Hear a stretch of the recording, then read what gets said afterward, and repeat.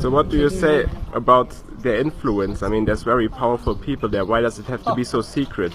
Well, I mean, there is no secrecy. It's there's absolutely no as I secrecy. talked to the hotel guys. It's just a private meeting. If you want to know the evils lurking within the Bilderberg Group, look no further than the following quotes from Bilderberg insiders and those who've studied the secretive cabal. Bill Gates. So you've got a thing on the left, CO2, that you want to get to zero, and that's going to be based on the number of people, the services each person's using on average, the energy on average for each service, and the CO2 being put out per unit of energy. Probably one of these numbers is going to have to get pretty near to zero. Now that's back from high school algebra, but let's take a look. Dr. Henry Kissinger at the 1992 Bilderberg meeting at Evian, France.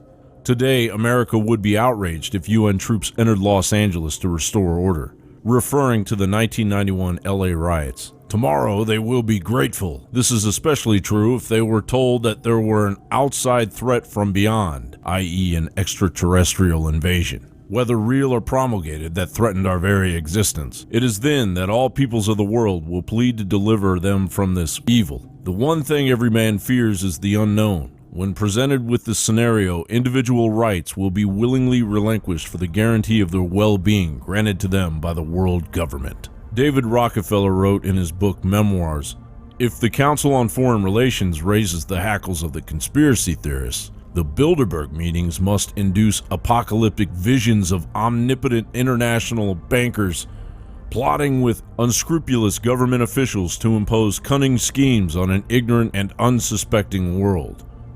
At the 1991 Bilderberg meeting at Baden, Germany, a meeting also attended by Bill Clinton, David Rockefeller said, "We are grateful to the Washington Post, the New York Times, Time Magazine, and other great publications whose directors have attended our meetings and respected their promises of discretion for almost 40 years.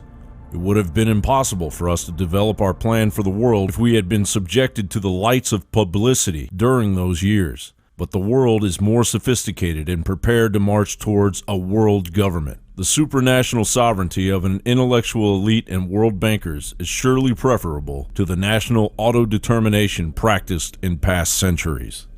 And David Rockefeller from his book Memoirs again, "Some even believe we are part of a secret cabal working against the best interests of the United States, characterizing my family and me as internationalists, and conspiring with others around the world to build a more integrated global political and economic structure. One world, if you will. If that's the charge, I stand guilty, and I am proud of it." Already we've seen leading members of Congress used to always attend, the Speaker of the House, representatives, ranking senators would attend.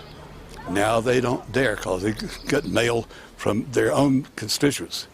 Their own voters in their own congressional district are in their home state for the senators, saying if you do business with these criminals anymore, we'll never vote for you again.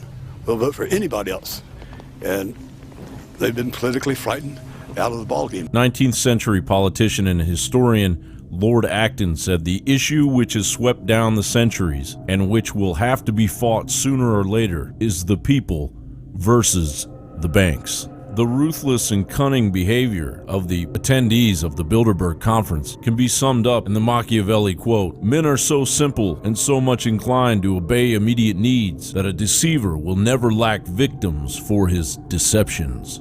We can see the ripples of secrecy in the Bilderberg Group and that of President Obama's TPP, and Adam Weishaupt, founder of the Illuminati's quote, "The great strength of our order lies in its concealment. Let it never appear in any place in its own name, but always concealed by another name and another occupation." Baron Nathan Mayer Rothschild said, "I care not what puppet is placed on the throne of England to rule the empire. The man that controls Britain's money supply controls the British Empire, and I control the money supply." And if those quotes aren't creepy enough for you, David Spangler of the United Nations Directory of the Planetary Initiative said, "No one will enter the New World Order unless he or she will make a pledge to worship Lucifer. No one will enter the New Age unless he will take a Luciferian initiation."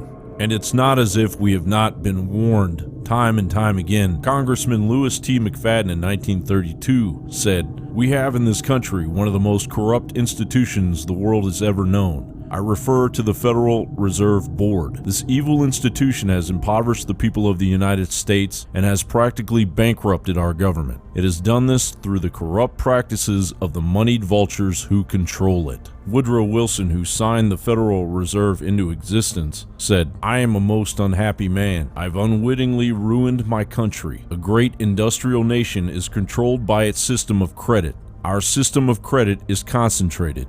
The growth of the nation, therefore, and all our activities are in the hands of a few men." John Bound for Infowars.com.